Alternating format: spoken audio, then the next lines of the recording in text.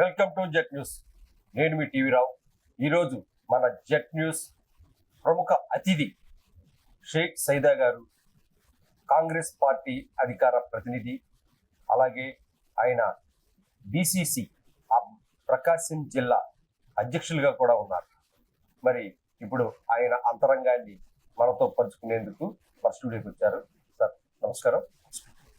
కాంగ్రెస్ పార్టీలో అప్పట్లో ఫామ్లో ఉన్నప్పుడు, ఏదైతే విభజిత రాష్ట్రాలకు ముందు ఫామ్లో ఉన్నప్పుడు ఎటువంటి రాజకీయాలు ఉండేవో అటువంటి రాజకీయాలకు మళ్ళీ పునాదులు పడుతున్నట్టు కనిపిస్తాం.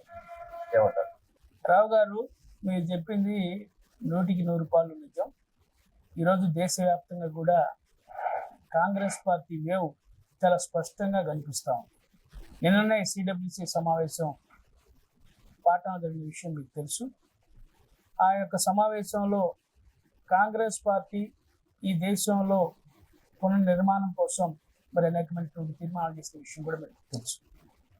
ముఖ్యంగా ఓట్ చోరీకి సంబంధించి ఈరోజు ఎక్కడికి వెళ్ళినా, ఒక బీహార్ రాష్ట్రంలో కాదు దేశవ్యాప్తంగా కూడా ఓట్ చోరు కౌన్ అంటే మోడీ అనేటువంటి పరిస్థితి చిన్నపిల్లలు కూడా మాట్లాడుతూ ఉన్నారు. అంత దూరం కాంగ్రెస్ పార్టీ రాహుల్ గాంధీ గారి నాయకత్వంలో మేము తీసుకెళ్ళగలిగాం. అలాగే ఒక పక్కన తెలంగాణలో అధికారంలో ఉంది, మరో పక్క కర్ణాటకలో అధికారంలో ఉంది కాంగ్రెస్ పార్టీ. ఆంధ్రప్రదేశ్లో కూడా కాంగ్రెస్ పార్టీ పుంజుకుంటా ఉంది. షర్మిలారెడ్డి గారి నాయకత్వం పిసిసి అధ్యక్షురాలుగా ఆ బాధ్యతలు చేపట్టిన తర్వాత పార్టీ పుంజుకుంటా ఉంది. ఎలాంటి డౌటే లేదు. మీరు చెప్పినట్లుగా కాంగ్రెస్ పార్టీకి ఉజ్వలమైన భవిష్యత్తు ఉంది. కాంగ్రెస్ పార్టీ కొత్త వాళ్ళు కూడా కొత్త రక్తం ఈరోజు కాంగ్రెస్ పార్టీలోకి వస్తూ ఉన్నారు, కొత్త నీరు చేరుతా ఉందని చెప్పి నేను తెలియజేస్తాను. ఇప్పుడు కాంగ్రెస్ పార్టీలో షర్మిలారెడ్డి కొనసాగడం అనేటటువంటిది ప్రశ్నార్థకమైనటువంటిది ఆ పార్టీలోనే వినిపిస్తున్నమాట. ఏమంటారు? రావు గారు, ఒకటి, ఎందుకంటే రాజకీయాల్లో ఉన్న తర్వాత బొమ్మ బొరుసు ఎలాగో నాణ్యానికి అలాగే అందరూ కూడా ఒక నాయకత్వాన్ని అంగీకరించారు. అది సాధారణం. ఈరోజు షర్మిలారెడ్డి గారు పిసిసి అధ్యక్షులుగా బాధ్యతలు చేపట్టి 2 సంవత్సరాలు కావచ్చు. గతంలో కంటే మిన్నగా ఈరోజు కాంగ్రెస్ పార్టీ నాయకులు ఎవరు ఈ రాష్ట్రానికంటే షర్మిలారెడ్డి గారు క్లియర్గా కనిపిస్తా ఉంది.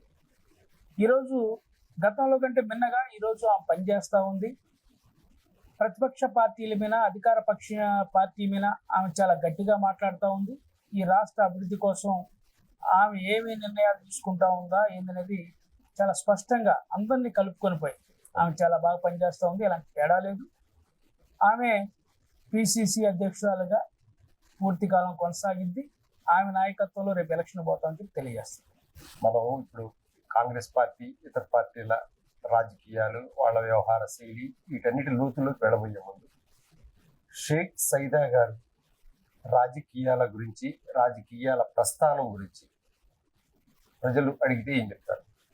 రావు గారు, ఒకటే నేను చెప్తా ఉన్నా, ఒక భారతీయ పౌరుడిగా షేక్ సైదా అని నేను ఒక భారతీయ పౌరుడిగా, రాజకీయాలు ఉన్నటువంటి వ్యక్తిగా, ఈ సమాజాన్ని ఆకలింపజేసుకున్నటువంటి ఒక వ్యక్తిగా నేను ఒకటే చెప్తా ఉన్నా. ఎందుకంటే ఈరోజు ఈ దేశంలో అనేకమైనటువంటి పార్టీలు ఉన్నాయి. ఈ రాష్ట్రంలో కూడా అనేక ప్రాంతీయ పార్టీలు ఉన్నాయి. మనం చూస్తూ ఉన్నాం. ఈ దేశ స్వాతంత్ర ఉద్యమానికి పాల్గొన్నటువంటి పార్టీ కాంగ్రెస్ పార్టీ. నెహ్రూ గారు, గాంధీ గారు మనం చూసాం. అల్లూరి సీతారామరాజు గారు, భగత్ సింగ్ గారు, వీళ్ళందరూ కూడా ఉద్యమంలో పాల్గొన్నారు. ప్రధానంగా నెహ్రూ గారు ఒక జమీందారీ కుటుంబానికి చెందినటువంటి వ్యక్తి. ఆయన ఆస్తుల్ని తెగనమ్మి దాదాపు ఆయన 15 సంవత్సరాల పాటు జైల్లో ఉండి స్వాతంత్ర ఉద్యమం నడిపిన విషయం మనం చూసాం. అలాంటి మహోత్తరమైనటువంటి పార్టీ, అంటే 142 సంవత్సరాలు చరిత్రటువంటి పార్టీ కాంగ్రెస్ పార్టీ. కానీ నిన్న మొన్న వచ్చినటువంటి పార్టీలు ఏదో కాంగ్రెస్ పార్టీ అయిపోయిందని మాట్లాడుతున్నారు. సమంజసం కాదు. ఈ దేశంలో అనేకమైనటువంటి ప్రాజెక్టులు, ఆధునికమైనటువంటి అనేకమైన ప్రాజెక్టులు చూసాం. మనం చూసినట్లయితే శ్రీశైలం ప్రాజెక్టు కానివ్వండి, అలాగే నాగార్జున సాగర్ ప్రాజెక్టు కానివ్వండి, అనేకమైనటువంటి నీటిపారుదల ప్రాజెక్టులు తీసుకొచ్చినటువంటి ఘనత కాంగ్రెస్ పార్టీ. అనేక విద్యాలయాలు, ఐఐటీలు మనం చూసాం. అనేకమైనటువంటి హాస్పిటల్, ఎయిమ్స్ లాంటి హాస్పిటల్స్, అనేకమైనటువంటి వనరులని, అంటే ఆ రోజుల్లో గుండు సూది కూడా ఉత్పత్తి అయినటువంటి పరిస్థితుల్లో మన భారతదేశం విడిపోయిన సందర్భంలో ఇలాంటి ఎన్నో పారిశ్రామికమైనటువంటి రంగాన్ని ముందుకు తీసుకొచ్చడంతో పాటు హరిత విప్లవం తీసుకుంటున్నటువంటి పరిస్థితి, బ్యాంకుల జాతీయకరణ, పారిశ్రామిక విప్లవం వంటివి. ఇలాంటివన్నీ కూడా కాంగ్రెస్ పార్టీ చేసి ఈ తరానికి తెలియకపోవచ్చు. కాంగ్రెస్ పార్టీ ఇలా గతాన్ని చెప్పుకుంటూ ఎంతకాలం బతుకుతుందండి? ఇప్పుడు ప్రస్తుతం రోజుల్లో ప్రస్తుతం గురించి యువతకి ప్రస్తుతం ఆలోచిస్తున్నారు, లేదా భవిష్యత్తు గురించి ఆలోచిస్తారు. కాంగ్రెస్ పార్టీ నాయకులు తెరపైకి వచ్చిన ప్రతిసారి కూడా గతాన్ని చెప్పుకునే బతికిపోతున్నారు అనేటటువంటిది ప్రజల్లో ఉన్నటువంటి విమర్శ. ఇప్పుడు ఒకటి గతం చెప్పుకోవటం కాదు, అంటే రాజకీయ పార్టీలు, ఇప్పుడున్న రాజకీయ పార్టీకి అప్పుడున్నటువంటి కాంగ్రెస్ పార్టీ 70 సంవత్సరాలు ఈ దేశంలో పరిపాలన విషయం మీరు చూశారు. 75 సంవత్సరాల స్వాతంత్ర భారతంలో. అయితే గతం చెప్పుకుంటూ బతకడం కాదు, అంటే చరిత్ర. ఈరోజు మాకు 1947 సంవత్సరాలు వచ్చని చెప్పుకున్నాం, 26 రిపబ్లిక్ డే అని చెప్పుకుంటున్నాం, 142 సంవత్సరాల చరిత్ర ఉన్నటువంటి దేశభక్తి పార్టీ కాంగ్రెస్ పార్టీ. అయితే ఈరోజు బీజేపీ వాళ్ళు ఎవరైనా ఈ దేశ స్వాతంత్ర ఉద్యమంలో ఎక్కడన్నా పాల్గొన్నారా? వాళ్ళు దేశభక్తులుగా మాట్లాడుతున్నారు, ఈరోజు దేశభక్తులుగా చలామణి అవుతున్నారు. ఎందుకంటే గోబెల్స్ ప్రచారం కాంగ్రెస్ పార్టీని పదే పదే, నిన్న మొన్న కూడా మోడీ గారు నెహ్రూ గారి గురించి మాట్లాడతాడు. ఎందుకంటే దుర్మార్గం ఉందా? ఎవరైనా ఒక ఆర్ఎస్ఎస్ కార్యకర్త కానీ, ఒక బీజేపీ నాయకుడు కానీ దేశ స్వాతంత్ర ఉద్యమంలో పాల్గొన్నాడా? ఆస్తులు ఏమైనా అమ్మాడా? జైలుకి వెళ్ళాడా? చెప్పానండి. దేశద్రోహులే ఈరోజు దేశభక్తులుగా మాట్లాడేటువంటి పరిస్థితి ఈ దేశంలో నెలకొని ఉంటే ఇంకేం చెప్పాలా? ఎందుకంటే ఒకటి మీరు గమనించాలా, ఎందుకంటే నిజం చెప్పులు దుడుకునే లోపే అబద్ధం దేశం మొత్తం చుట్టొచ్చిందంట. అది వాస్తవాలు ఈరోజు మనం తెలుసుకోవాలి. కాంగ్రెస్ ఎంత చెప్పినా ఏం చేసినా ఈరోజు ఒక భావోద్రేకం బీజేపీ రెచ్చగొడుతున్నటువంటి పరిస్థితుల్లో, కులం మతం విద్వేషాలు, ఇలాంటి పరిస్థితుల్లో ఈరోజు జనాలు తమ సమస్యలు మర్చిపోతా ఉన్నారు, తమ యొక్క ఇబ్బందులు మర్చిపోతున్నారు, ఈ మతం మత్తులో పడిపోతా ఉన్నారు. కార్ల్ మార్క్స్ చెప్పేవాడు, మతం అనేది మత్తు మందు లాంటిదని. ఏదైనా ప్రజా సమస్యలు మాట్లాడే పరిస్థితి పోయింది ఈరోజు. నాకేంది, నా కులం, నా మతం, ఈ పరిస్థితి వచ్చినప్పుడు దేశాన్ని గురించి ఆలోచించేది. ఈరోజు చూస్తున్నాం నేపాల్, శ్రీలంక, మనం చూసాం పాకిస్తాన్, ఇలాంటి దేశాల్లో ఎలాంటి అంతర్యుద్ధ పరిస్థితులు వచ్చాయో ఈరోజు జన్జెడ్ వస్తూ ఉంది. మనం చూసాం నేపాల్. అంటే మోడీ గారు సంవత్సరానికి 2 కోట్ల ఉద్యోగాలు ఇస్తానని చెప్పినటువంటి పెద్ద మనిషి, 15 లక్షల రూపాయలు స్విస్ బ్యాంక్ నుంచి నల్ల ధనాన్ని తీసుకొచ్చేస్తానని చెప్పినటువంటి పెద్ద మనిషి ఏం చేశాడు? జిఎస్టి పేరుతోటి 8 సంవత్సరాల పాటు ఈ దేశ 142 కోట్ల మంది ప్రజల యొక్క రక్తాన్ని జుర్రుకొని జలగల్లాగా దాదాపు 55 లక్షల కోట్ల రూపాయలని మరి ప్రజాధనాన్ని లూటి చేసినటువంటి పరిస్థితి. ఈరోజు చమురు ధరలు మనం చూస్తున్నాం, విదేశీ విపణిలో బ్యారెల్ ఎంత తక్కువ ధరకి ఇస్తున్నారో మనం చూస్తూ ఉన్నాం. దాదాపు 2 లక్షల కోట్లు పెట్రోల్ డీజిల్ మీద మరి ప్రజాధనాన్ని దుర్వినియోగించిన పరిస్థితి. ఎన్ని చెప్పుకుంటా పోతే మనం చూసాం కోవిడ్ సమయంలో రాహుల్ గాంధీ గారు చెప్పారు అన్ని విషయాలు, కానీ విషయానికి వస్తే సైదే గారి గతంలో ప్రజా పోరాటాలు, ఇలా స్టూడెంట్ యూనియన్స్, అటువంటి జోనర్ నుంచి నేరుగా ఇటు బూర్జువా పార్టీలుగా చెప్పుకునేటటువంటి టీడీపీ అయినా కాంగ్రెస్ పార్టీ అయినా ఈ పార్టీల్లోకి రావాలని ఎందుకు అనిపించింది? యాజ్ ఏ స్టూడెంట్ యూనియన్ లీడర్గా నా పరిమితి మేరకు ఆ రోజు యాజ్ ఏ విద్యార్థి ఉద్యమ నాయకుడిగా ఈ జిల్లాలో ప్రధాన బాధ్యత తీసుకొని పనిచేశాను. దాదాపుగా 3 దశాబ్దాల పాటు మీరు రాజకీయాలకు అనుసంధానంగా. ఎందుకంటే విద్యార్థి ఉద్యమాల్లో ఆ రోజు అవినీతికి వ్యతిరేకంగా పెద్ద ఎత్తున పోరాడాం. ఈ హాస్టల్స్, విద్యార్థులకి సరైన ఫుడ్ పెట్టకపోతే హాస్టల్కి వెళ్ళి మరి ఆందోళన చేసినటువంటి పరిస్థితులు, కిరోసిన్ అలాగే ఈ బియ్యం బ్లాక్ మార్కెట్కి అమ్మితే ఆ రోజుల్లో మేము ఆ లారీలను పట్టుకొని సీజ్ చేసి మరి ప్రజలకు ఉచితంగా పంపించినటువంటి చరిత్ర. ఇళ్ల స్థలాల కోసం ఉద్యమం చేశాం. ఒక విద్యార్థి ఉద్యమ నాయకుడిగా ఈ జిల్లాలో ఒక ప్రధానమైనటువంటి భూమిక ఆ రోజుల్లో పోషించినటువంటి సందర్భంలో విద్యార్థి దశ దాటి బయటకు వచ్చిన తర్వాత, ఎందుకు బయటకు వచ్చారు? విద్యార్థి దశ అయిపోయిన తర్వాత స్టూడెంట్ పాలిటిక్స్ నుంచి బయటకు వచ్చాం. అంటే స్టూడెంట్స్ అయిపోయిన తర్వాత అనుబంధ పార్టీలు ఉన్నాయి కదా, ఆ పార్టీలు మొగ్గు అంటే నేను దానికి అదే చెప్తాను. ఎందుకంటే వామపక్ష భావాజాలం ఉన్నటువంటి పార్టీల్లో ఉన్నటువంటి పరిస్థితులు కూడా అక్కడ కూడా కొన్ని ఇంటర్నల్ ఇష్యూస్ ఉన్నాయి. అవన్నీ మనం మాట్లాడుకునే పరిస్థితి కాదు, కానీ అప్పుడు కూడా కొన్ని ఇంటర్నల్ ఇష్యూస్ ఉన్నాయి. అయితే నాకు అవకాశం కూడా ఏంటంటే 96వ సంవత్సరం 1996లో మా దర్శి నియోజకవర్గం, ప్రకాశం జిల్లా దర్శి నియోజకవర్గం, ఆ రోజు మరి తెలుగుదేశం అభ్యర్థిగా కాటూరు నారాయణ స్వామి గారు మా గ్రామ వాసి, ఆయనకు టికెట్ ఇవ్వలేని నెపంతో ఆయన బయటికి వెళ్ళారు. ఆ రోజు తెలుగుదేశం పార్టీ వాళ్ళు నేను యాక్టివ్గా ఉన్నాను కాబట్టి నన్ను ఆహ్వానించారు. ఆ రోజు కర్ణం బలరాం గారు అధ్యక్షుడిగా ఉన్నాడు. తర్వాత దగ్గుబాటి వెంకటేశ్వరరావు గారు ఈ జిల్లాలో ఆయన బాధ్యత ఉండేది ప్రధానంగా. స్వర్గీయ డేవిడ్ రాజు గారు జిల్లా ప్రధాన కార్యదర్శిగా ఆ రోజు మరి జిల్లాకి తెలుగుదేశంలో ఉన్నాడు మా గురువు గారు. వాళ్ళ ఆహ్వానం మేరకు ఎన్టీ రామారావు గారిని కలిసి నేను ఆ రోజు పార్టీలో చేరడం జరిగింది. నేను 2008 దాకా కూడా తెలుగుదేశంలో సుదీర్ఘకాలం పాటు పనిచేశాను. ఈ జిల్లాలో అందరికీ సుపరిచితుడిగా, అందరితో తెల్ల నాలుకలాగా ఉన్నా. ఆ సందర్భంగా నా వంతు కర్తవ్యం, ఎందుకంటే అధికార పార్టీలో ఉంటే ప్రజలకు ఎంతో కొంత మేలు చేయొచ్చు అనేటువంటి ఒక భావన. ఎస్సీ, ఎస్టీ, బీసీ, మైనారిటీ వర్గాలకు, రైతాంగానికి, పేద పక్షాన మనం కొంత సాయం చేసేటువంటి ఒక ఆలోచన ఆ రోజు ఉన్నటువంటి పార్టీ కూడా నన్ను ఆహ్వానించింది కాబట్టి నేను వెళ్ళడం జరిగింది. ఓకే, పార్టీలోకి అంటే కాంగ్రెస్ పార్టీ ఇప్పుడు మార్కాపురం మీరు ఏదైతే నియోజకవర్గ ఇన్ఛార్జిగా ఉన్నారు, ప్రస్తుతం 2024లో కూడా పోటీ చేశారు. 19లో కూడా 2024కి 19కి నియోజకవర్గంలో వచ్చిన మార్పులు ఏమైనా గమనించారా మీరు వ్యక్తిగతంగా? చాలా మార్పులు వచ్చినాయండి. ఈ రోజు ప్రజలు ఆలోచిస్తా ఉన్నారు నిజంగా. ఎందుకంటే ఈ వైసీపీ, టీడీపీ 2019 కంటే మెరుగుపడిందా? మెరుగుపడింది. ఎక్కడ చూసారు ఆ సూచి, ఆ మెరుగుదల సూచి అంటే వాస్తవంగా జనాల్లో ఒక మార్పు. ప్రజలు అనుకుంటున్నారు ఏ విధంగా కాంగ్రెస్ పార్టీ బెటర్, ఈ రెండు పార్టీల కంటే కూడా, తెలుగుదేశం వైసీపీ కంటే కూడా ఈ కాంగ్రెస్ పార్టీ మేలైనటువంటి ఒక భావన ఉంది. అయితే మేము గెలుస్తామని ఒక నమ్మకం కలిగించిన రోజు కాంగ్రెస్ ఈ రాష్ట్రంలో గెలిచింది, క్లియర్. ఎందుకంటే వాళ్ళు పెద్ద ఎత్తున ఆర్థిక వనరులు ఉన్నాయి, నాయకత్వం ఉంది, వాళ్ళకు ఉన్నటువంటి ఇన్ఫ్రాస్ట్రక్చర్ మొత్తం ఉంది, వాళ్ళు జనాల్లోకి వెళ్ళగలుగుతున్నారు, జనాలను నమ్మించగలుగుతున్నారు. కాంగ్రెస్కి ఆ ఇన్ఫ్రాస్ట్రక్చర్ లేదు. టు బి ఫ్రాంక్, కాంగ్రెస్లో గెలుపొందినవి మంత్రులుగా చేసిన వాళ్ళు, ఎమ్మెల్యేలుగా చేసిన వాళ్ళు, ముఖ్యమంత్రులుగా ఉన్న వాళ్ళందరూ కూడా ఇతర పార్టీలకు వెళ్ళిపోయారు. ఈరోజు వాళ్ళందరూ వేల కోట్లు దాచుకొని పక్కకి వెళ్ళిపోయారు. ఇప్పుడు ఉంది మాలాంటి క్యాట్. ఇప్పుడు ఈ రాష్ట్రంలో కాంగ్రెస్ పార్టీ పరిస్థితి చూస్తే, ఇప్పుడు ఒకవైపు షర్మిలారెడ్డి గారు పిసిసి అధ్యక్షురాలిగా వచ్చారు. మరి వచ్చినా కూడా కాంగ్రెస్ పార్టీలో ఉన్నటువంటి వారంతా వైసీపీలో కొంతమంది జాయిన్ అయిపోయారు.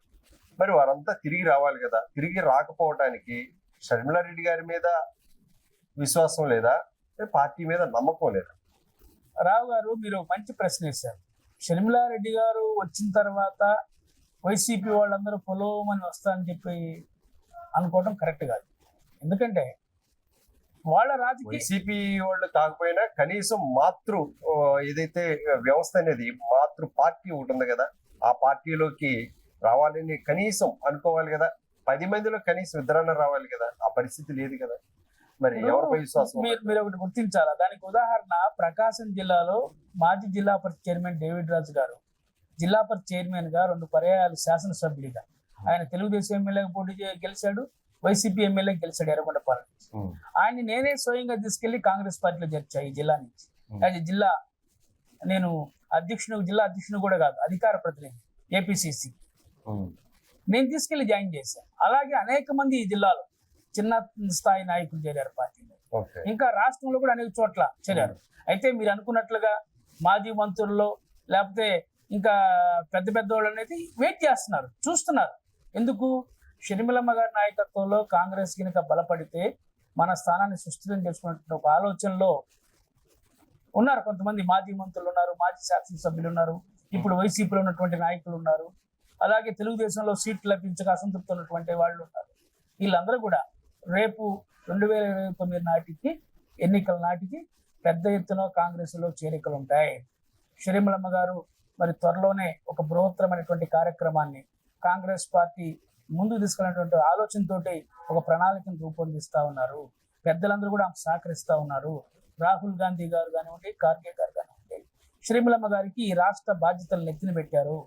మీరే దీన్ని పూర్తిగా కొనసాగించాలా, నిర్వహించాలని చెప్పి ఆమె చెప్పడం జరిగింది. ఆమె మా అందరినీ కోఆర్డినేట్ చేస్తూ ఎవరైతే పార్టీకి పనిచేస్తున్నారో వాళ్ళందరినీ గుర్తించి జిల్లా అధ్యక్షులుగా నియమించారు, అలాగే నియోజకవర్గ బాధ్యులుగా నియమించారు. అందువల్ల పార్టీ రోజు రోజుకి పునరుజ్జీవింపజేసే దిశగా వెళ్తుందనేది మా భావన. సైదా గారిని పార్టీకి ఒక ప్రొటెక్షన్ గా అధికార ప్రతినిధిగా నియమించారు, రాష్ట్రానికి పార్టీ తరఫున మళ్ళీ ఇన్ఛార్జిగా నియమించారు, నియోజకవర్గానికి జిల్లాకి అధ్యక్షునిగా నియమించారు. మరి 3 బాధ్యతలను నెత్తి మీద పెట్టారు. ఎవరు తీసుకోకే ఈ బాధ్యతలు మీ నెత్తి మీద పెట్టారా, లేకపోతే నెత్తి మీద ఇటువంటి బాధ్యతలు ఇది మీ భుజాల మీద బలవంతంగా పెట్టారు? ఇక్కడ బలవంతం ఏం లేదు రావు గారు. నాకంటే సమర్థులు అనేక మంది ఈ రాష్ట్రంలో ఉన్నారు, ఇది వాస్తవం. పదవులు లేక ఇప్పటికి కూడా అల్లాడే వాళ్ళు చాలా మంది ఉన్నారు. ఎవరు లేక నాకు ఇచ్చింది కూడా కాదు. కాంగ్రెస్ పార్టీకి సంబంధించి పార్టీలో జాయిన్ అయితే పదవులు వచ్చేస్తాయి అనేటటువంటిది అపోహ, వాస్తవమా? ఇప్పుడు పార్టీలో జాయిన్ అయితే పదవులు ఇస్తారంటే సమర్థులకు ఇస్తాం, ఒత్తోళ్ళకి ఇవ్వం. అతని యొక్క పనితీరు, అతని ట్రాక్ రికార్డ్ చూసి పదవి ఇస్తాను. నేనున్నాను, నా స్టూడెంట్ లైఫ్ నుంచి నా ట్రాక్ రికార్డ్ చూసి నేను ఎంతవరకు సమర్థుడు అని చెప్పి ఆమె నమ్మి నాకు ఇచ్చింది. రాష్ట్ర వ్యాప్తంగా మీకున్నటువంటి పరిస్థితి ఉందనే విధంగా ఎక్కడ కూడా ఏంటి మీ విషయంలో ఓకే, మీ విషయంలో వచ్చేసేటప్పటికి మొదటి నుంచి కూడా స్టూడెంట్ యూనియన్ దగ్గర నుంచి దాదాపుగా 30 years వరకు రాజకీయాలతో అనుబంధం ఉంది. ఏదైతే టీడీపీలో రాష్ట్ర స్థాయి పదవులు అనిపించారు, అలాగనే మీరు గ్రాడ్యువల్ గా ఎదిగిన వ్యక్తులు. మీకు తక్కిన పదవులు తక్కువ, మీ స్థాయికి తక్కువే. ఇప్పుడు ఈ కాంగ్రెస్ ఇచ్చిన పదవి అయితే చూస్తే వాస్తవం మీ స్థాయికి తక్కువే. అలాగని రాష్ట్ర వ్యాప్తంగా అందరికి ఈ సిచ్యువేషన్ లేదు. కొంతమందికి ఆయాచితంగా ఏదైతే షర్మిలారెడ్డి గారిని నమ్ముకొని షర్మిలారెడ్డి గారి దగ్గరికి వెళ్ళి నమస్కారాలు పెట్టిన వాళ్ళకి ఆయాచితంగా పదవులు వస్తున్నాయని కొంతమందికి అయితే ఏ పదవి లేని చోట కాంగ్రెస్ పార్టీలో జాయిన్ అయితే పదవి వచ్చేస్తుందని కొంతమంది, ఇటువంటి ఆలోచనలు ఉన్నాయి. ఏమంటారు రావు గారు? ఇవి ఎందుకంటే 1-2 చోట్ల అక్కడ సరైనటువంటి కేటర్ లేనటువంటి పరిస్థితుల్లో అక్కడ ఎవరో ఒకరిని నియమించుకోవాలన్నటువంటి ఆలోచనతో ఎక్కడైనా 1-2 చోట్ల లాంటి డిసిసి అధ్యక్షుల నియామకంలో అప్పుడున్న పరిస్థితులు బట్టి తీసుకున్నారేమో తప్ప ఎక్కడ కూడా అలాంటి ఆయిచితంగా రాంగ్లోనే పదవులు ఇచ్చే పరిస్థితులు లేవు. ఇప్పుడు కూడా కాంగ్రెస్ పార్టీలో కొట్లాడుకుంటున్నారు. మీరు కావాలంటే ఇటువంటి మాకు పదవులు లేవని ఈ రోజు కొంతమంది మాట్లాడుతున్నారు. ఇందాక మనం ఆఫ్ ద రికార్డ్ మాట్లాడుకున్నప్పుడు కొన్ని అనుకున్నాం. ఇలాంటి వాళ్ళందరూ కూడా మాట్లాడుతుంటారు. ఎందుకంటే మీరు ఆలోచించాలా, ఆయిచితంగా కాంగ్రెస్ పార్టీలో ఎవరికి పదవులు రావు, బ్యాక్ డోర్ ఏం లేదు. జాతీయ పార్టీ కాంగ్రెస్ పార్టీ అయినప్పటికీ ఇప్పుడు అంతా ఆన్లైన్ లోనే జరుగుతూ ఉంది. అందరిని ఉద్దేశించట్లేదు, కొంతమందిని ఉద్దేశించి. ఇప్పుడు మీలాంటి వాళ్ళు ఉన్నారు, సుదీర్ఘంగా రాజకీయ అనుభవం ఉంది, మీకు ఇవ్వటంలో తప్పు లేదు. మీకు ఇచ్చినా కూడా ఏదో ఫలితాలు రాబడతారనేటువంటి విశ్వాసం కూడా స్థానికంగా ఉన్న ప్రజల్లో ఉంది. చాలా మందికి డబ్బులతో కూడా పదవులు వస్తున్నాయి అనేటటువంటిది కూడా, డబ్బులు ఉన్నవారికే పదవులు అనేటటువంటి కొన్ని చోట్ల, అంటే మీలాంటి వాళ్ళ గురించి మాట్లాడట్లేదు, రాష్ట్రంలో చాలా చోట్ల. ఒకటి మీరు ఎందుకంటే రాజకీయాల్లో డబ్బులు కూడా ప్రధాన పాత్ర పోషిస్తాయి, దాంట్లో నేను కాదన్న, కానీ డబ్బులు ఉన్నోడికే పదవులు ఇచ్చడం అనేది కరెక్ట్ కాదు. ఎందుకంటే మేము చూస్తాం చాలా చోట్ల కూడా రాష్ట్రంలో 26 జిల్లాలకు సంబంధించి కూడా నియామకంలో పదవులు కేటాయింపులు నియోజకవర్గ ఇన్ఛార్జీలుగా కానివ్వండి, జిల్లా అధ్యక్షులు కానివ్వండి, సిటీ ప్రెసిడెంట్లు కానివ్వండి, వివిధ అనుబంధ విభాగాల జిల్లా అధ్యక్షులు, రాష్ట్ర అధ్యక్షుల నియామకంలో కానీ చాలా పారదర్శకంగా షర్మిలారెడ్డి గారు ఒక పేరు ఇస్తే ఆ పేరుని ఆమె కన్సిడర్ చేయదు. ఆమెకు ఉన్నటువంటి ఇన్ఫర్మేషన్ అని తెప్పించుకుంటుంది. ఆమెకు ఒక టీం ఉంది. ముఖ్యంగా మీడియాలో మంచి సంబంధాలు ఉన్నాయి. ఎందుకంటే ఏ జిల్లాలో అయినా ఏది జరిగినా కానీ మీడియా ద్వారా ముందు ఇష్యూ బయటకు వస్తుంది. ఆమెకు టీం వర్క్ ఉంది. ఆమె సమాచారం తెప్పించుకుంటుంది, ఇంటెలిజెన్స్ ఉంది, ఆమె సొంత మనుషులు ఉన్నారు. ఎవరైతే పని చేయగలరో ఆ దమ్మున్నోడే తీసుకొచ్చి పదవుల్లో ఇస్తున్నారు తప్ప ఇంకొకటి ఎక్కడ లేదనేది నా భావం. షర్మిలారెడ్డి గారికి పదవి అయితే మీ పార్టీ అధిష్టానం ఇచ్చింది, కానీ పెత్తనం మొత్తం అనిల్ దేనట్టు కదా, బ్రదర్ అనిల్ దేనట్టు కదా. అవన్నీ ఉత్తమాటలు అండి. షర్మిలారెడ్డి గారు ఆమె ఎక్కడ కూడా ఇది కాదు. ఆమె ఇండివిజువాలిటీ ఉన్నటువంటి వ్యక్తిత్వం గల మనిషి. ఆమె ఎవరి సలహాలు సూచనలు ఇంకోటో ఎవరున్నా ఇన్ఫ్లుయెన్స్ చేయాలంటే కుదరదు. మీ ప్రత్యర్థి రాష్ట్రంలో జగన్మోహన్ రెడ్డి, చంద్రబాబు నాయుడు. మాకు ఒక రాజకీయ పార్టీగా కాంగ్రెస్ పార్టీ జాతీయ పార్టీ ఈ రాష్ట్రంలో అధికారంలో ఉండాలా, దేశంలో అధికారంలో ఉండాలి కోరుకున్నటువంటి పార్టీగా మేము చంద్రబాబు ఎంత దూరమో జగన్ కూడా మాకు అంతే దూరం. మాకెవరు కూడా కాదు. మా ఓట్ బ్యాంక్ జగన్మోహన్ రెడ్డి దగ్గర 40% మా ఓట్ బ్యాంక్ ఉంది. దాన్ని వెనక్కి తీసుకోవడం మీదే ఎస్ మొత్తం అంతే. మరి కాంగ్రెస్ తెలుగుదేశం కదా గతంలో ఉంది. ఇప్పుడు మా ఓట్ బ్యాంక్ జగన్ దగ్గరికి వెళ్ళింది. ఆ చాలా మంది చంద్రబాబు నాయుడు గారితో కూడా చేతులు కలిపారు కదా, తక్కువ మంది. ఇప్పుడు మీరు అనుకునేదంటే ఇక్కడ సీట్ అన్న వాళ్ళు ఎవరో ఒకరిద్దరు పోయారు తప్ప కాంగ్రెస్ ఎప్పుడు తెలుగుదేశానికి వ్యతిరేకంగానే ఉంది.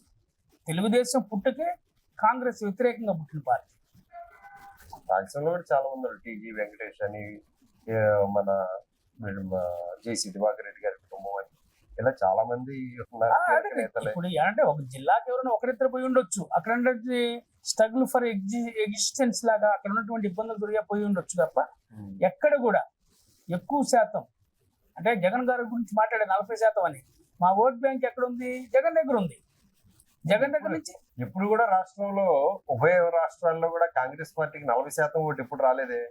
35% హైయెస్ట్. 39 వచ్చింది. 35% 2000 మనం ప్రీవియస్ గా లాస్ట్ టైం ఎంత వచ్చింది దాని వరకు క్యాలిక్యులేట్ చేద్దాం.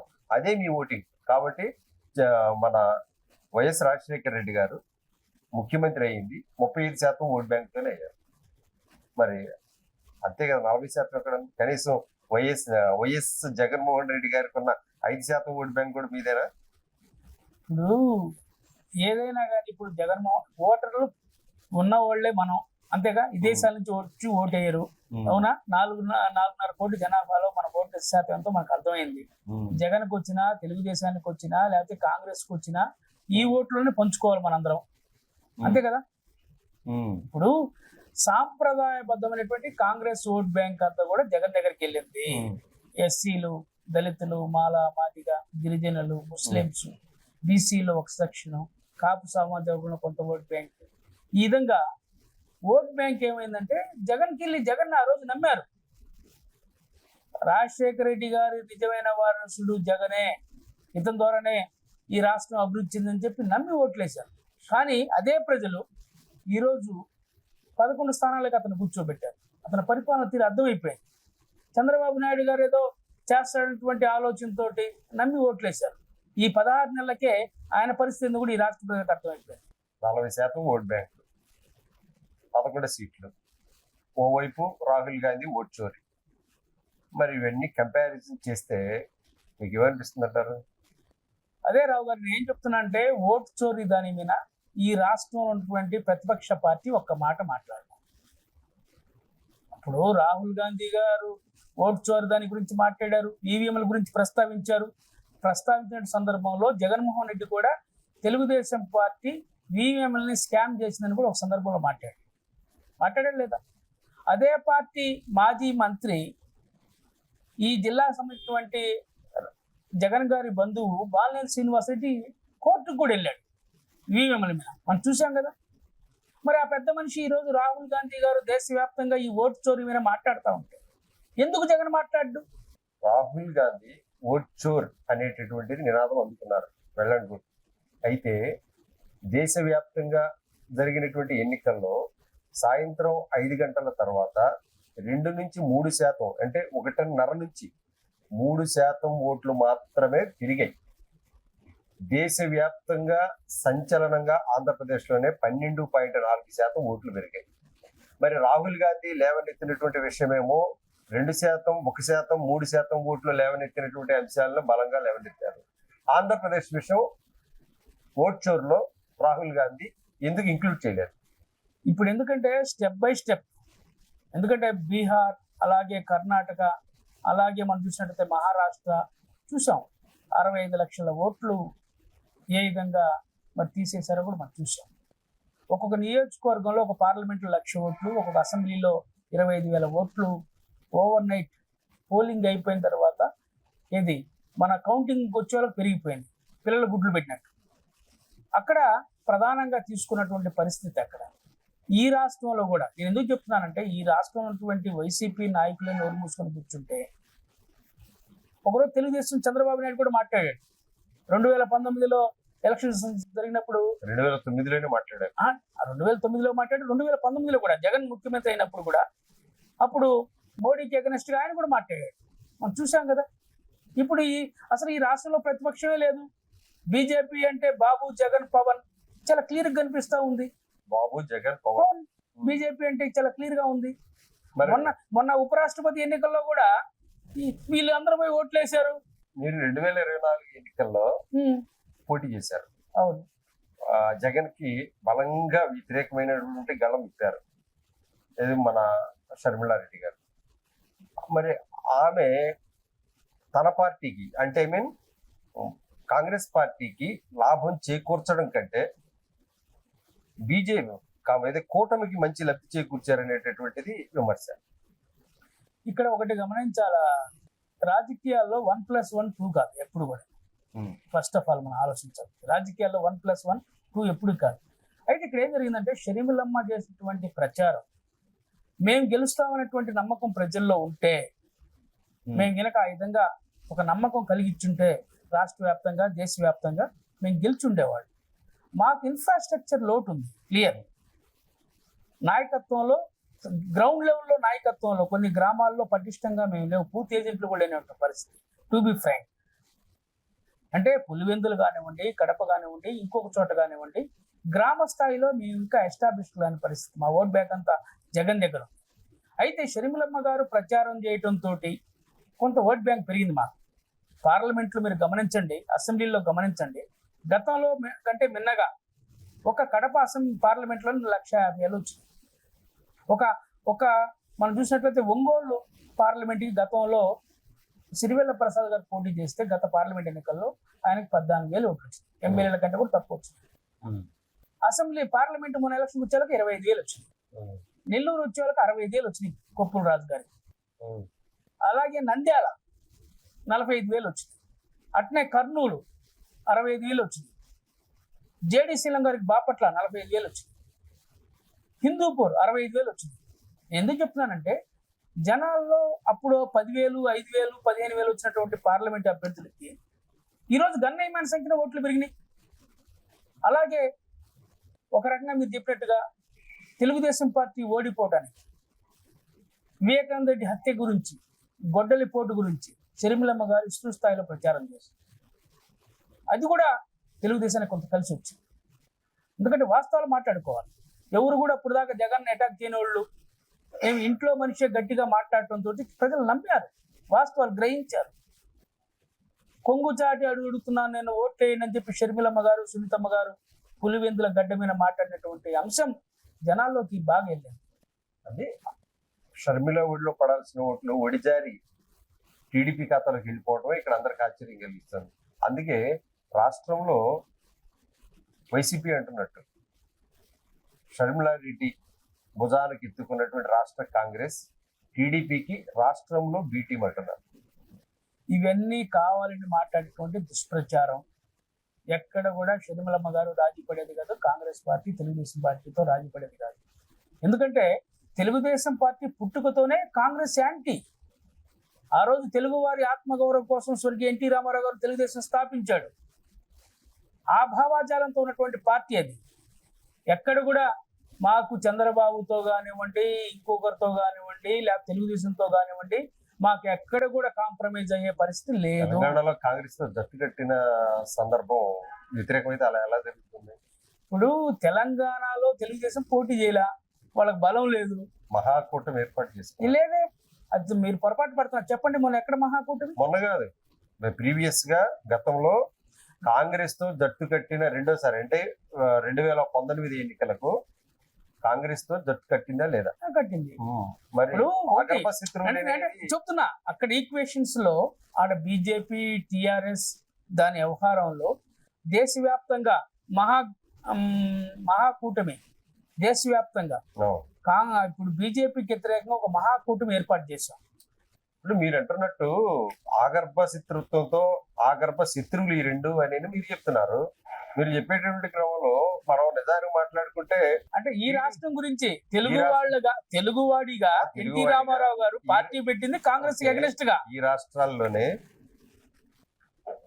అదే కాంగ్రెస్ పార్టీకి టీడీపీ ఆగర్భమా లేకపోతే టీడీపీకి కాంగ్రెస్ ఆగర్భ శత్రువులు అనేది అర్థం కాని పరిస్థితి. ఎందుకంటే అవసరం కొద్ది ఇప్పుడు రీసెంట్ గా ఇంకొకటి కూడా రాజకీయాల్లో బలంగా అనిపిస్తుంది. మీరు ఒక రాష్ట్ర నాయకులుగా కూడా ఉన్నారు. ఇప్పుడు ఉన్న క్రమంలో రాహుల్ గాంధీ రేవంత్ రెడ్డి టు చంద్రబాబు నాయుడు.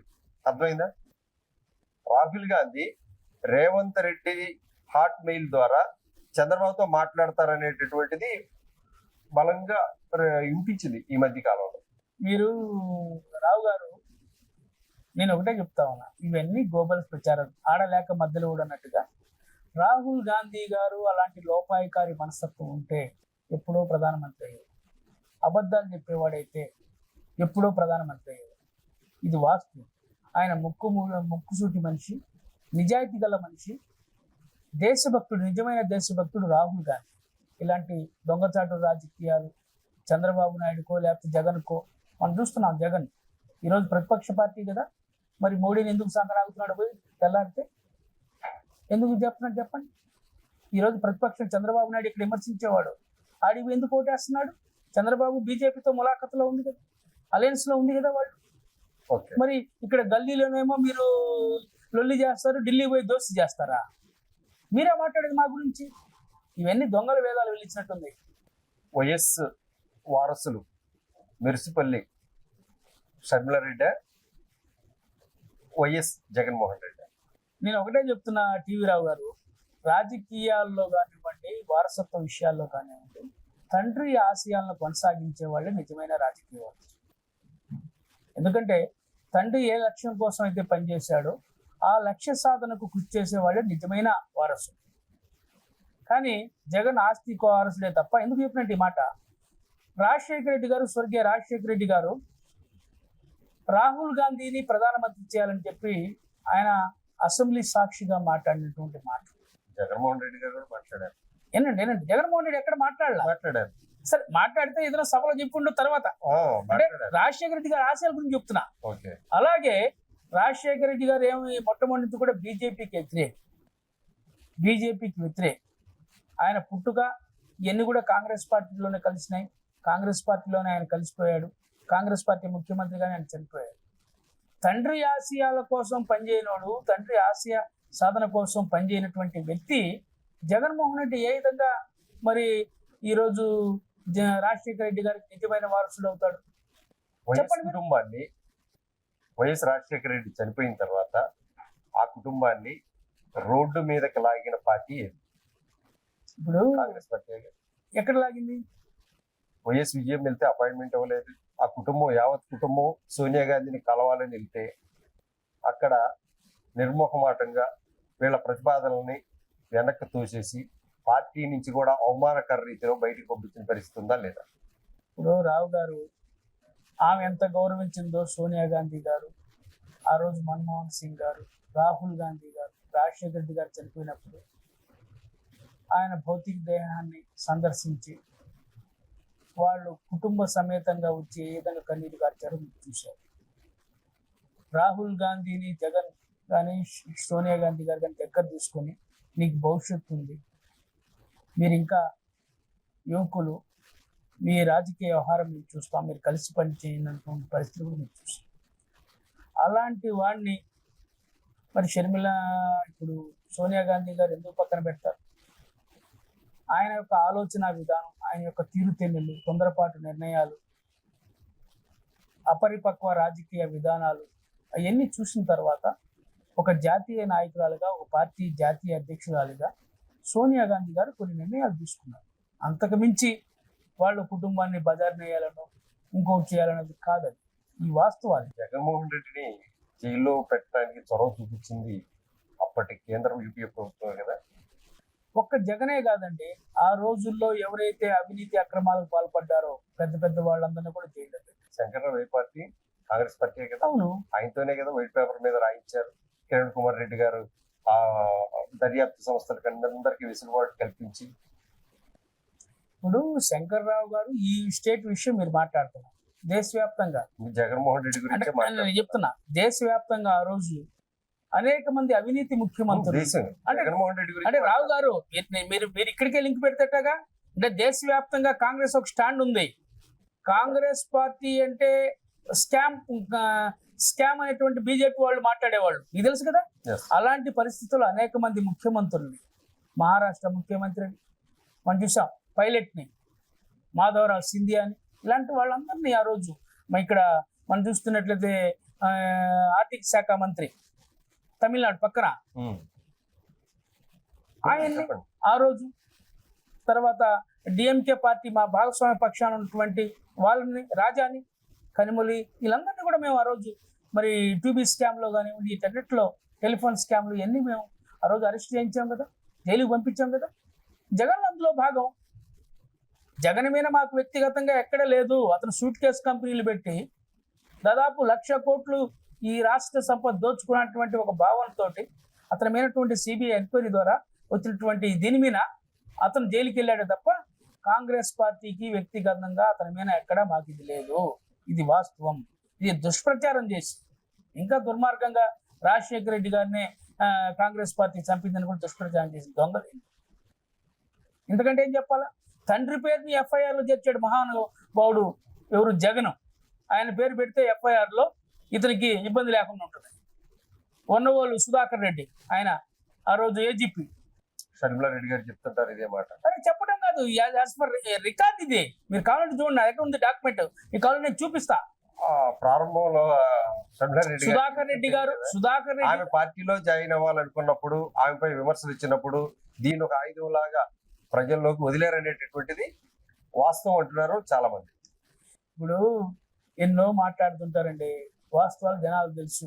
ఎందుకంటే ఇప్పుడు షర్మిలమ్మని మేము వదలాల్సిన అవసరం ఏముంది? ఆయనే షర్మిలమ్మని జగన్ వదిలిన బాణం అన్నారు, అవునా? అన్నారా కదా? ఓకే, ఆ వాస్తవాలు తెలుసుకుంది. జగన్ అన్న వదిలిన బాణం, జగన్ అన్న వదిలిన బాణం షర్మిలమ్మ చెప్పి మాట్లాడారు. ఇప్పుడు అదే బాణం జగన్ ఆయనకే గుచ్చుకుంది, మేం చేయాలి దానికి? షేక్ సైదా గారు పార్టీ అధికార ప్రతినిధిగా మంచి ప్రొటెక్షన్ ఇస్తున్నారు ఏదైతే కాంగ్రెస్ పార్టీ. మరి ఆ పార్టీలో ఈ స్థాయిలో ప్రొటెక్షన్ ఇచ్చేటువంటి లీడర్లు చాలా తక్కువ మంది ఉన్నారు అనుకుంటా, అవునా? అదండి, అంటే నేను డిబేట్స్ కి వాటికి వెళ్ళి మా పార్టీ సైద్ధాంతికమైనటువంటి అంశాల మీద ఎప్పటికప్పుడు ఒక కాంగ్రెస్ సైనికులాగా నా వంతు కర్తవ్యం నేను నిర్వర్తిస్తా ఉన్నా. ఈ జిల్లాలో పార్టీ అభివృద్ధికి, అలాగే రాష్ట్రంలో కూడా ఎక్కడ నా సేవలు అవసరమైన షర్మిలా రెడ్డి గారి నాయకత్వంలో మేమందరం కలిసికట్టుగా మేము పనిచేస్తాం, నో డౌట్. షర్మిలా రెడ్డి గారిని పిసిసి నుంచి తొలగిస్తారంట కదా? అవన్నీ అబద్ధాలండి. షర్మిలా రెడ్డి గారు 2029 ఎన్నికల వరకు ఆమె పిసిసి అధ్యక్షురాలుగా కొనసాగిద్ది, దానికి డౌటే లేదు. ఎన్ని గోబెల్స్ ప్రచారం. వైసీపీ నుంచి ఒక కీలక రాయలసీమలోనే కొంతమంది కీలక నేతలను ఎంచుకొని వారిలో ఎవరికో ఒకరికి పదవి అప్పగించడం కోసం షర్మిలా రెడ్డిని తొలగిస్తారనేటటువంటిది మీ పార్టీలోనే ప్రధానంగా వినిపిస్తున్నటువంటి మాట. ఒకటి రావు గారు, మీరు సీనియర్ జర్నలిస్ట్, గత 20 సంవత్సరాల నుంచి మీరు జర్నలిజంలో ఉన్నారు, రాజకీయ పరిస్థితులన్నీ కూడా గమనిస్తున్నారు, రాష్ట్ర స్థాయి నుంచి జిల్లా స్థాయి వరకు కూడా. షర్మిలమ్మ గారిని తొలగిస్తే అంత చరిష్మా ఉన్న నాయకుడు కానీ నాయకురాలు కానీ ఈ రాష్ట్రంలో ఎవరైనా ఉన్నారా? మీరు చెప్పండి. అంత చరిష్మా ఉంటే తెలంగాణలో పెట్టేవాడ సర్ది ఇచ్చా ఏటా? తెలంగాణలో పెట్టేవాడ సర్దితోని ఆంధ్రప్రదేశ్కి ఎందుకు రావడం జరిగింది? ఇప్పుడు రావు గారు, అక్కడ ప్రాంతీయవాదం మీరు గమనించాల్సింది. అక్కడ ఆ రాష్ట్ర ప్రాంతీయతత్వం, తెలంగాణ వాదం మెట్టినిల్లు కూడా తెలంగాణ వాదం బలంగా ఉన్నటువంటి పరిస్థితుల్లో షర్మిలమ్మ గారు అదే టైంలో కనుక ఈ రాష్ట్రంలో కాంగ్రెస్ బాధ్యత చేపట్టినట్టయితే ఈ రోజుకి ఈ రాష్ట్ర ముఖ్యమంత్రిగా అయ్యేది. కనీసం అక్కడ పోటీ చేయకుండా ప్యాకప్ అయిపోయారు కదా ఉన్న పరిస్థితులు. ఎందుకంటే ఒక్కోసారి మిస్ఫైర్ అయ్యింది రాజకీయాలు. మనందరం నిష్ణాతులు అనుకుంటాం, ఒక్కోసారి మిస్ఫైర్ అయ్యింది ఆటోమేటిక్గా. ఆమె కూడా ఒకటి ఊహించింది, మెట్టిన బిడ్డగా ఆడ పని చేసుకున్నటువంటి తల్లిదండ్రులు, ఆ కుటుంబ సభ్యులు ఆ రోజు ఆమెకు నచ్చ చెప్పారు. ఆ పరిస్థితుల్లో తెలంగాణకి వెళ్ళాల్సి వచ్చింది. తర్వాత వాస్తవ పరిస్థితులు గ్రహించింది. ఏదైనా తాడో పేడో మన ఆంధ్రప్రదేశ్లో తేల్చుకోవాలా, మా నాన్నగారి బ్రాండ్ని నేను కాపాడాలా, కాంగ్రెస్ మా కుటుంబానికి ఎంతో మేలు చేసింది, మేము ఈ స్థాయిలో ఉండడానికి కారణం కాంగ్రెస్ పార్టీ అనేటువంటి ఒక భావన ఆమె రిలీజ్ అయింది. వాళ్ళ కుటుంబ సభ్యులతో అందరితో మాట్లాడుకున్న తర్వాతనే ఆమె కాంగ్రెస్ బాధ్యతలు ఈ రాష్ట్రంలో చేపట్టి ఆ చరిష్మా ఉంది, ఆమెకు ఆ గట్స్ ఉన్నాయి. మీరు ఒకటి గమనించాలా, తెలంగాణలో కూడా కేసీఆర్ని అల్లాడిచ్చింది. మీరు గమనించారుగా, ఉన్నంతలో టిఆర్ఎస్ మీద ఏకధాటిగా ఆమె పోరాటం చేసింది, పాదయాత్ర చేసింది. అక్కడ వాళ్ళంతా అల్లాడిపోయారు. వాస్తవమే మరి, అంతే కదా. ఎమ్మెల్యేలని అవుట్ రైట్ గా ఎక్కడ సబ్ పెట్టినా సరే అవినీతి ఆరోపణల మీద బ్రహ్మాండంగా మాట్లాడింది, ధర్నాలు చేసింది. ఒక్కటి కూర్చొని కూడా పోలీసు వాళ్ళు లాక్కెళ్తున్నా కూడా అట్నే శివంగిలాగా అడ్డం పడింది. ఈ పోరాటాన్ని ఎందుకు గుర్తించలేదంటారు అక్కడ? ఎక్కడ? తెలంగాణ. ఆంధ్రప్రదేశ్కి వచ్చింది, తెలంగాణకు వచ్చేదే ఉంది. ఆంధ్రప్రదేశ్ రాజకీయాలు నిలబడాలా, కాంగ్రెస్ ని మళ్ళీ పునరుజ్జీవింపజేయాలనేటువంటి ఒక మంచి ఆలోచనతో వచ్చింది. చాలా ఇప్పటికి కూడా తెలంగాణలో ఆమెను బాగా గౌరవిస్తాడు రేవంత్ రెడ్డి గారు కానివ్వండి, తెలంగాణ పార్టీ నాయకులు కానివ్వండి, ఈమెతో కలిసి ఉద్యమంలో పాల్గొన్నటువంటి వాళ్ళందరూ కూడా షర్మిలమ్మ గారికి ఇప్పుడు కూడా మంచి సంబంధాలు ఉన్నాయి. అక్కడ చాలా మంది నేతలు ఇవి నమ్ముకొని మోసపోయామని చెప్పేసి రోడ్డును పడ్డారు, ధర్నాలు ఆందోళనలు కూడా చేశారు కదా. అలా ఒంటెత్తు పోకడలతో ఒకేసారి వదిలిపెట్టి అంతమంది రావటం కరెక్ట్ సమర్థిస్తారా మీరు? ఇప్పుడు రావు గారు ఒకటి ఆలోచించుకో, రాజకీయాల్లో ఒక పెద్ద నిర్ణయం తీసుకున్న తర్వాత కొన్ని చిన్నవి జరుగుతూ ఉంటాయి. నేను షర్మిలమ్మ గారితో కలిసి తెలంగాణలో పనిచేసి అనుకుందాం, నేను ఎమ్మెల్యే కావాలా అంటే అనుకున్నాను. ఆడున్న పరిస్థితులు ఇవిడికి రావాల్సి వచ్చింది. నేను పనిచేశాను కాబట్టి, నేను తిరిగాను కాబట్టి, నేను ఖర్చు పెట్టాను కాబట్టి ఆమె అడిగిపోతే ఎట్ట, నా పరిస్థితి ఏంది, నాకు ఏ పార్టీలోకి రానిరని చెప్పి నేను అన్న ఎదుగుదలను ఇష్టం లేక, అన్నని ముఖ్యమంత్రిగా చూడటం ఇష్టం లేక, అన్నని ఎట్లాగైనా దెబ్బ కొట్టాలి, ఎవరో కూడా తోడు తీసుకునైనా దెబ్బ కొట్టాలి, ఇక్కడ ఆ వ్యాక్యూమ్ బలంగా ఉంది కాబట్టి ఏదైతే జగన్మోహన్ రెడ్డి గారికి వ్యతిరేకంగా ఉన్నటువంటి మీడియా ఆసరాతోనే ఇక్కడికి వచ్చింది అనేటటువంటిది అప్పట్లో ప్రధానంగా వినిపించింది. ఏమంటే ఒకటి మీరు గుర్తించారా, వాళ్ళిద్దరు అన్న చెల్లెల అనుబంధం చాలా గొప్పది, వాస్తవం. అన్న జైలుకి వెళ్తే పార్టీ నడిపింది షర్మిలమ్మ. 3000 కిలోమీటర్ల పైచిలుకు పాదయాత్ర చేసి అన్న కోసం చిన్న బిడ్డలు ఇద్దరు, కొడుకు కూతుర్ని కూడా ఇంట్లో పెట్టి, భర్తను కూడా ఇంట్లో పెట్టి, ఎండనక వాననక ఆమె రాష్ట్రం మొత్తం పాదయాత్ర చేసి జగన్ ముఖ్యమంత్రి కావాలని చెప్పి మాట్లాడి, అంత త్యాగమూర్తి, అంత త్యాగశీలి ఈరోజు జగన్ గురించి మాట్లాడుతున్నట్టు ఏమనుకోవాలి? జగన్ ఆ విధంగా మాట్లాడుతున్నాడు అన్న కోసం. ఇప్పుడు ఆమె చేసినటువంటి సర్వీస్ పార్టీకి ఈరోజు జగన్ ముఖ్యమంత్రి అయ్యాడంటే, జగన్ పార్టీ నిలబడిందంటే అది షర్మిలమ్మ పెట్టినటువంటి భిక్ష. It is clear. ఏదో వాళ్ళు మాట్లాడుకోవచ్చు, ఊపుసుపోక మాటలు మాట్లాడవచ్చు, జగన్ విమర్శిస్తుందని చెప్పి అనుకోవచ్చు, కానీ ఇది వాస్తవం. ఇప్పుడు కాంగ్రెస్ పార్టీలో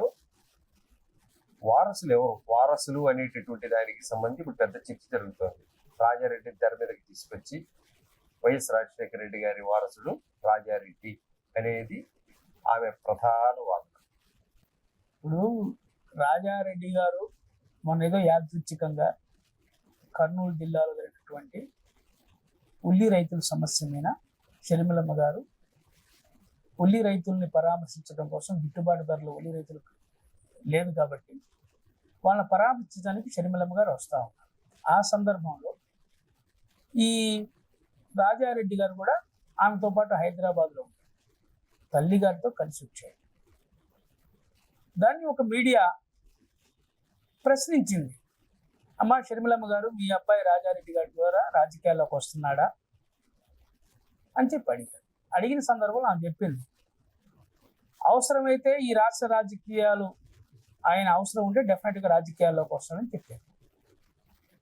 ఓకే, ఈమెకి ఒక అబ్బాయి ఒక అమ్మాయి షర్మిలారెడ్డి గారు, జగన్కి 2 అమ్మాయిలే, మీకు తెలియదు కాదు. రాజారెడ్డి అనే పేరు రాజశేఖర రెడ్డి గారి తండ్రి పేరు. రాజశేఖర రెడ్డి గారే స్వయంగా ఈ పేరు పెట్టారు, వాళ్ళ తండ్రి గారి పేరు వీళ్ళ తాతగారి పేరు పెట్టారు రాజారెడ్డి అని. ఎందుకు? భవిష్యత్తులో రాజకీయాల్లో మన వారసుడు ఇతనే అనేటువంటి ఒక ఆలోచనతోటి, ముందు చూపుతోటి రాజశేఖర రెడ్డి గారు పెట్టినటువంటి పేరు. కొడుకుని వదిలేసి మనవడ వారసుడు అనుకున్నాడు అప్పట్లో. అంటే ఇతను మనస్తత్వం తెలుసు, ఇతను జగన్ది. రాజశేఖర రెడ్డి గారికి అప్పటికే తెలుసు. తెలిసే రాజశేఖర రెడ్డి గారు ఎంపీగా ఆ స్థానం కల్పించారు. అప్పటికి 2 సార్లు ఎంపీ అయినా. అదే తెలిసింది. అవును, అప్పటికి రాజకీయాల్లోకి వచ్చాడు. రాజకీయాల్లో సక్సెస్ లీడర్ గా ఉన్నాడు కదా జగన్. ఇప్పుడు చనిపోయినాటి సక్సెస్ అనేది సక్సెస్ అయ్యాడా లేదనేది మనం బయట మాట్లాడదు కాదు. ఒక తండ్రికి బిడ్డలు విధానం తెలిసింది. మన బిడ్డలో ఎంత మాత్రం ఈడి ఎఫిషియెంటా రాజకీయాల్లో, ఈడు ఏమాత్రం వ్యాపారానికి పనికి వస్తాడా, లేకపోతే ఈడు ఏమాత్రం ఏ ఉద్యోగానికి పనికి వస్తాడని మనకు ఒక అంచనా ఆలోచన ఉంటుంది. అవునా కాదా? జగన్ ఏ విషయంలో ఎఫిషియెంట్ కాదా? సరే, కొన్నిటికి ఎఫిషియెంట్ కాబట్టి ఇంత ఎందుకు వస్తాడు? కొన్నిటికి ఎఫిషియెంటే. మనం ఇప్పుడు దీంట్లో రాజకీయాలు అనేవాడు, రాజు అనేవాడు, దయాగుణం ఇది ప్రధానంగా. ఇవన్నీ కొన్ని లక్షణాలు ఉన్నాయి రాజకీయాలు. వైసీపీలో మీకు మంచి అవకాశం వస్తే వెళ్తారా? సమస్య లేదు, అడుగు పెట్టరు. కాంగ్రెస్ తోటి నా ప్రయాణం. నేను కాంగ్రెస్ పార్టీలోనే చివరి వరకు కొనసాగుతాను. నియోజకవర్గానికి, మార్కాపురం నియోజకవర్గానికి మీరు బాధ్యతలు తీసుకున్నారు కదా. తీసుకున్నప్పుడు ఆ నియోజకవర్గానికి మీరు ఏం చేయదలుచుకున్నారు? భవిష్యత్తులో మీరు అక్కడ ఏమైనా రాణించగలుగుతారా? మార్కాపూర్ నియోజకవర్గం అనేది వెనకబడ్డ ప్రాంతం పూర్తిగా. దాదాపు 2,10,000 మంది ఓటర్లు, మైనార్టీ ఓట్లు ఒక 40,000 మంది మైనార్టీ ఓట్లు, ఒక 50,000 మంది దళిత ఓటర్లు, రెడ్డి సామాజిక వర్గానికి ఒక 35,000 మంది ఓటర్స్ ఉన్నారు. ఆ ప్రాంతం పూర్తిగా వెనకబడ్డ ప్రాంతం. వెలుగొండ ప్రాజెక్ట్ అది కాంగ్రెస్ పార్టీ రాజశేఖర రెడ్డి గారి హయాంలోనే దాన్ని భూమి పూర్తి చేసి 90% పూర్తి చేసింది. వెలుగొండ ప్రాజెక్టు నిర్మాణం పూర్తి చేయాలంటే ఒక ఆందోళన కాంగ్రెస్ పార్టీ చేపట్టాం. అలాగే మెడికల్ కాలేజ్ కూడా గత ప్రభుత్వం మెడికల్ కాలేజ్ శాంక్షన్ చేసింది. దాదాపు 70% పూర్తయింది. ఆ మెడికల్ కాలేజీ ఇప్పుడు పిపిపి విధానంలో ఏర్పాటు చేస్తామని తెలుగుదేశం పార్టీ టెండర్లో కూడా తెలిసింది. అది నమ్మక ద్రోహం. కేంద్రం ప్రభుత్వం, రాష్ట్ర ప్రభుత్వం చేయాల్సినటువంటి ఈ మెడికల్ కాలేజీ నిర్మాణాన్ని ఈరోజు ఒక కార్పొరేట్ సంస్థకి, నారాయణ మెడికల్ కాలేజీ గొప్ప చెప్పాలంటే ఒక ఆలోచన దుర్గుతోటి పనిచేస్తాం. దాన్ని కాంగ్రెస్ పార్టీ మేము తీవ్రంగా వ్యతిరేకిస్తాం. అలాగే మార్కాపూర్ నియోజకవర్గంలో గతంలో పలకల పరిశ్రమ, షర్మిల గారు ఈ మెడికల్ కాలేజీ మీద భవిష్యత్ కార్యాచరణకి ఏమన్నా ప్రిపేర్ చేస్తున్నారా? చేస్తున్నాం. క్యాడర్ ని చేస్తున్నాం. దానికి ఆమె కూడా 2-3 సార్లు దీని విషయం మీద మీడియాలో మాట్లాడింది. దానికి మీద కూడా త్వరలో నిర్ణయం తీసుకుంటాం. ఓకే. ఎందుకంటే పలకల పరిశ్రమ ఉండేది మార్కాపురంలో. మాకు దాదాపు 40,000 మంది ఫేమస్. మార్కాపురం పలక అంటే ప్రపంచవ్యాప్తంగా కూడా పలకల పరిశ్రమ మార్కాపురం పలక అంటే ఎంతో మందికి అక్షరాలు నేర్పిన. అవును. అలాంటి పలకల పరిశ్రమ కుదేలైపోయింది. 40,000 మంది కార్మికులు ఈరోజు పని లేక ఏదో విజయవాడ, హైదరాబాద్, బెంగళూరు లాంటి ప్రాంతాలకు వెళ్ళి కూలి పనులు చేసుకుంటూ మా ప్రాంతంలో ఇండస్ట్రీస్ రావాల్సినటువంటి అవసరం. అన్ని విధాలుగా వచ్చిన మార్పుల వల్ల కూడా కొంచెం ఎఫెక్ట్ పడింది. అవును. మన రాజధాని ప్రాంతం దొనకొండ మా పక్కనే మార్కాపురం అనుకుని ఉంటుంది. 50,000 ఎకరాలు ప్రభుత్వ భూములు, మంచి ఇండస్ట్రీస్ వస్తాయి. ప్రభుత్వ భూములు 60,000 ఎకరాలు. అలాగే మార్కాపూర్ జిల్లా సాధన కోసం కూడా నేను ఆ నియోజకవర్గ ఇన్ఛార్జిగా 65 రోజుల పాటు ఉద్యమం చేశాను మార్కాపూర్ జిల్లా సాధన కోసం. Credit goes to Congress party. ఆ రోజు ప్రతిపక్షంలో ఉన్నటువంటి తెలుగుదేశం పార్టీని, సిపిఐ, సిపిఎం, జనసేన అన్ని పార్టీలను కూడగట్టింది నేను, కాంగ్రెస్ పార్టీ. 65 రోజుల పాటు ఆ జిల్లా ఉద్యమం నడిపాం.